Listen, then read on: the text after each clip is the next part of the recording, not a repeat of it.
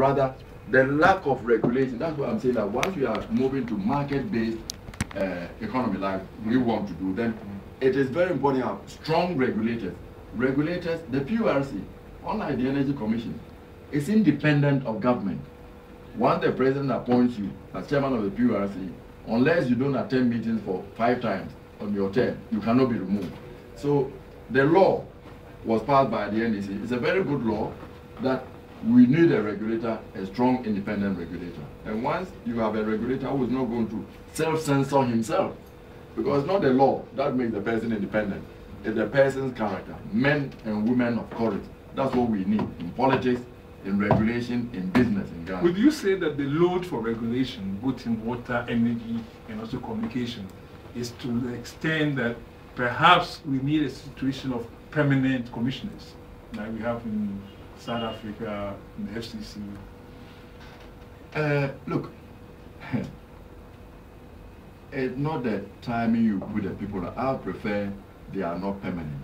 Because if you put bad people there and they are permanent people, it's like saying, do we want the king? Well, actually, every 4 years, or the term mandate, every 4 years, let somebody else come in. No, maybe I should have said more full-time rather than permanent.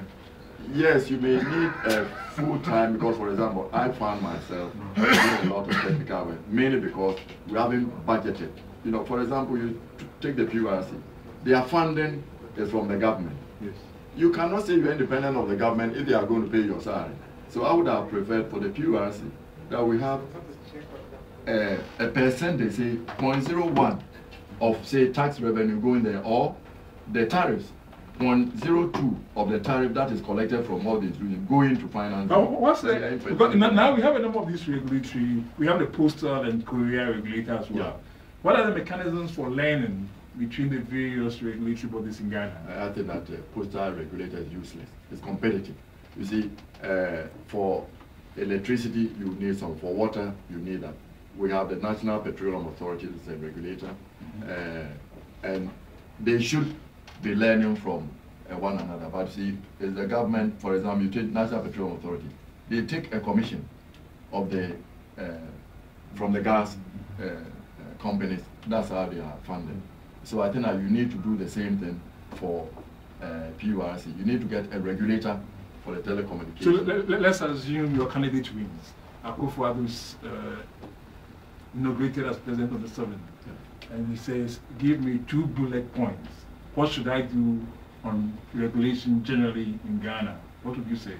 I said, Nana, get, and definitely, you win. You win. So, he said if. He said if. No, he made a mistake. He doesn't understand. He said when he wins. I said, Nana, whatever you do, get a man or woman of courage and professional competence. You know, one thing. So the personality is very important. The courage and having courage and also technically competent, you know, these are the 2 things, you know, because I think that one of the things that excites me about Nana Akufo-Addo is that his confidence, self-confidence, is inversely proportional to his height. That's a good one. He's very confident, and therefore he can work with professionals. And I'm looking forward to a system of meritocracy. Professionals, irrespective of where they come from, what region, political things, these are people we are going, because the next 3 years is going to be very difficult for all developing countries. Therefore, you need to put your best foot forward. Giles. Sorry, I was trying to signal you, but come in anyway. Same question or? Anything. Okay, I mean, one thing that, moving on from the credit crisis, and one thing we have in Britain now and we're seeing in China is a kind of move to some kind of Keynesian kind of kick-starting of the economy, and the Chinese have put this money into road building, and you know, it seems that the spectre, if you like, of subsidies is coming back in, where you know we've had subsidies were just an evil word for many years in Britain and certainly in Ghana. I mean, I was wondering to what extent the political debate is although parties of a free market with some kind of regulatory role. I mean, is there going to be any way of thinking about how to protect the poorest within Ghana. I mean, one thing that strikes me is, as an example, we talked to some Chinese officials, and they were sort of boasting about how they'd brought cheap rice into the country and they'd undercut the Lebanese traders, and it was great because now everybody could afford rice. But if you're a rice grower in the north, then liberalisation doesn't look so wonderful. So I was wondering what kind of mechanisms are there for protecting those kind of people, and looking at how you diversify the economy, and if so, is subsidies one way you would even do that, and protection, or is this just a no-go area? Second, Mr. Equity. Okay. But first of all, is it Professor or Dr. Kwame? I'm Mr. Kwame. That's Kwame. But actually, I really wish, Prof has been saying that that's Professor Moses. When it comes president, it's going to be president for Ghana, it's not from you. So I'm sure he will have a place for people like you to help him. I hope you accept. Are you afraid of your position? Oh, who am I? It's not up to him to... Mr. Pianim has been very, very famous for this. Oh, very good. I've always opposed him on that. I think we need a lot more politics in this country. But he's been very famous for cross-party. I think at times we were trying to form... No. I think we talk about Ghana first, and I think it's important. But I would like to react to your point. I think that both NDC and NPP like some state intervention. But when I go back to the NPP, Nana, for example, I said in the manifesto is there that banks are going to be encouraged to be able to go out and give a portion of their portfolio of investment for small-scale enterprises and for farming, agriculture especially. All of us feel, for example, that the political divide that is creeping up between the so-called Muslim North, Christian South, relatively rich South, relatively poor North, needs to be addressed. And the only way you can address this is agriculture. Our bread basket is in the north, and when I say the north, not northern regions, the northern Savannah belt, that is northern Ashanti, northern Volta region, upper East, upper East. This is where our bread basket is. So immediately we focus agro-processing, agriculture, and put technology into agriculture. Yes, cocoa has been doing well because Cocoa Research Institute developed a high-yielding variety which produced about 1,000 kilos per hectare. When I was chief executive cocoa board, it was barely 350 kilos per hectare. So Ghanaians are basically, even I can say Africans are basically communalistic. Okay, you are because you belong to a community, and therefore it's very difficult for any African to go for unfettered capitalism. Me. The me generation who is causing this credit crisis. So I think that education, for me, I don't believe in subsidizing electricity or water. Why? All of us are who we are because Segu's father had a solid education that made of from the village to go to schools. That's what we are. It's not subsidized water, it's subsidized education. And now all of us believe in subsidizing education. To me, the core responsibility of any state is to make sure that the God-given talents of all people are given access to education. Once you educate the people up to secondary school, university, you are old enough. Borrow money to go to university, but up to that level, let's subsidize it. But if you are giving subsidy, for example, for rice growing, I don't believe in subsidizing rice because people are hungry. Let the price mechanism show so that the northern rice developers will grow it. And if you are going to give a subsidy for an industry, anything, it has to be time bound.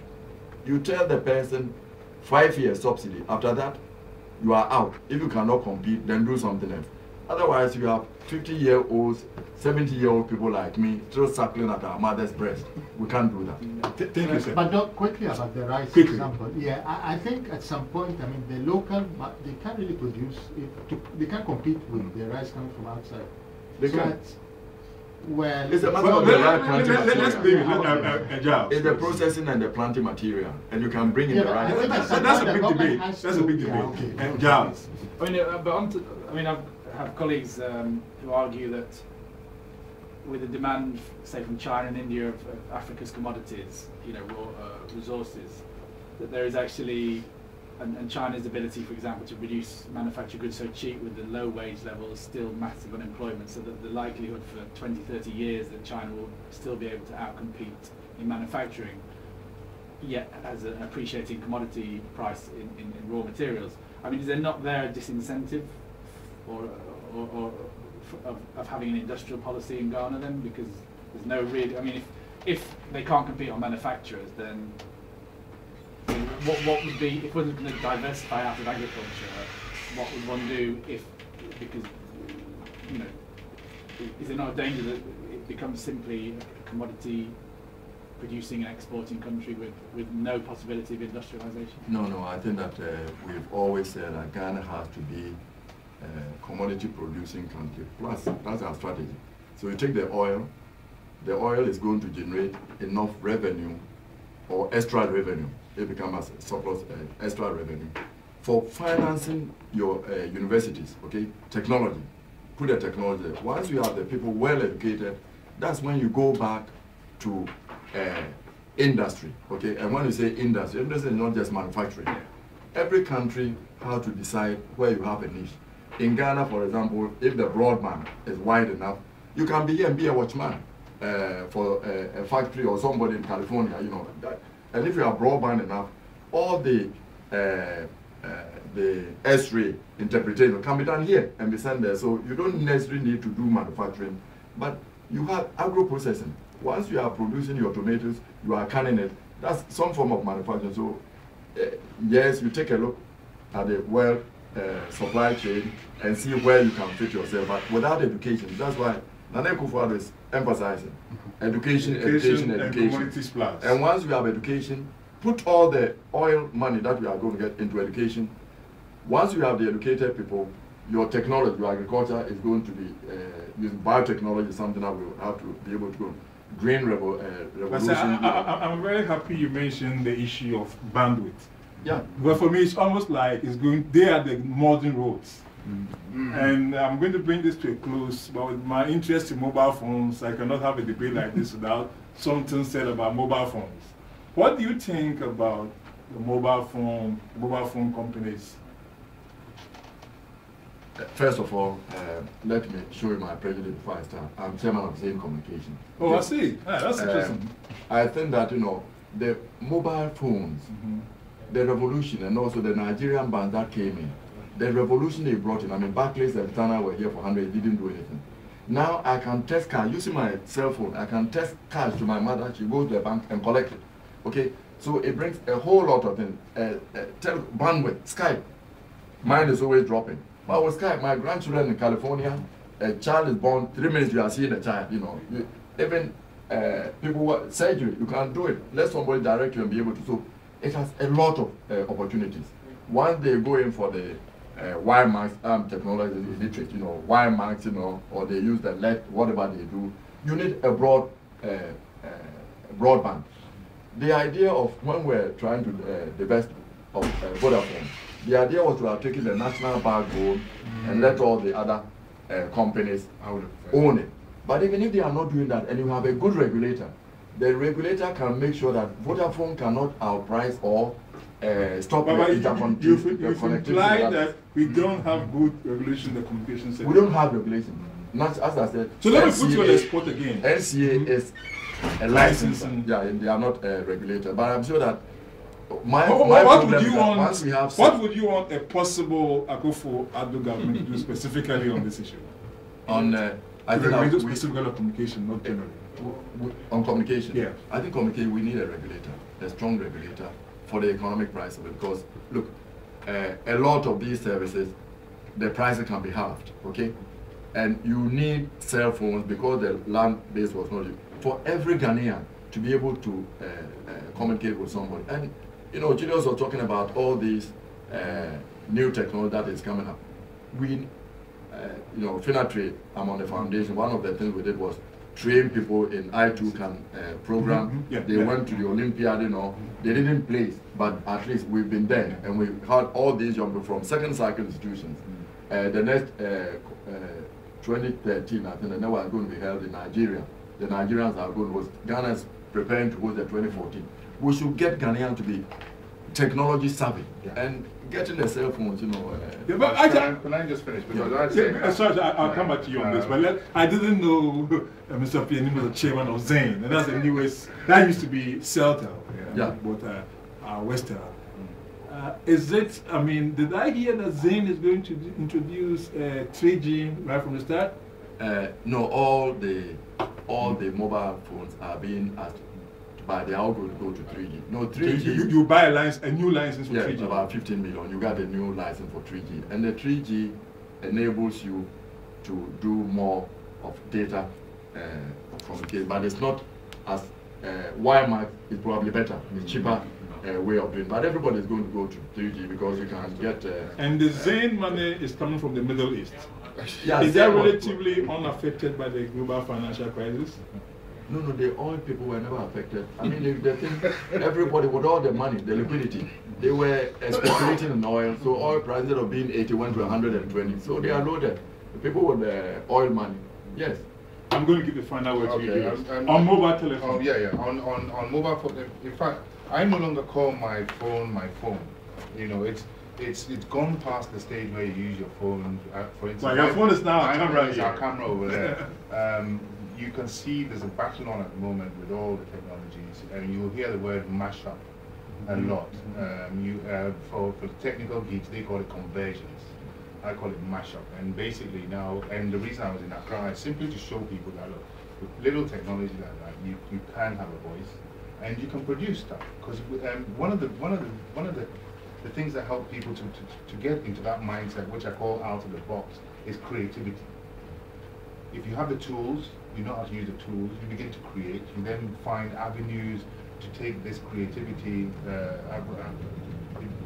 into your political life, your social life, and your love life, definitely. Your social life. But basically, your social life on the whole. And we've reached a stage in our species evolution where the data flow is so vast, we can't do it in a community sitting down together.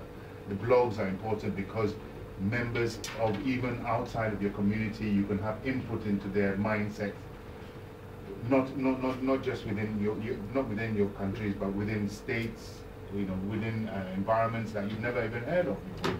And again, going back to the whole social, for me, it's all about society. It's all about communication. At the end of the day, that's what it's all about. We might sit here and talk about Ghana politics, but really, at the end of the day, we're part of a global community. And the sooner we get out of this mindset that, look, what we're actually doing here is important, yes, but we're part of a community, and unless we engage that community, we're going to be stuck in the back of the beyond. It's as simple as that. Do you know the Gordon? No. I think I'll give, she's in charge of the Kofi Annan Center. Right, okay. And she's doing a lot of great work. She's doing the bar camp, I believe. She's hosting. She's hosting the bar. Yes, I saw that. I'll give you her telephone number. Yeah. Please contact her. You know, I would have loved to have stayed for that, but I have to leave on the 12th. Oh, but you have tomorrow and the day after. About the conference? I just wanted to connect with her so that we can... And obviously, going back to technology, I can connect with her anytime, anywhere. Yeah. In virtual world. And I must contain, I've not had a business discussion with him, but in AfricaTalks we are trying to get him to enable us do some high-tech social media for the elections. I see the election. Nana Akufo-Addo will need him, you know. We need it's important. It's important. I giving him an appointment. Can I say something though? It's important that when we have these discussions, it's not made out to be some highfalutin thing. No, because no. In a That's way, practical. Yeah, no. It has to be possible for anybody to conceive themselves doing it. You know, I saw some kids in the campaign coming out with their mobile phones and shooting. Most probably they were doing it as a token to show that their phone could record. Now, if I was to tell them that, look, you go to a local, what do you call these, internet cafe, and you and your friends can create a web page, and you can put all those films on and have a record of what you did that day, they would be impressed. Yeah.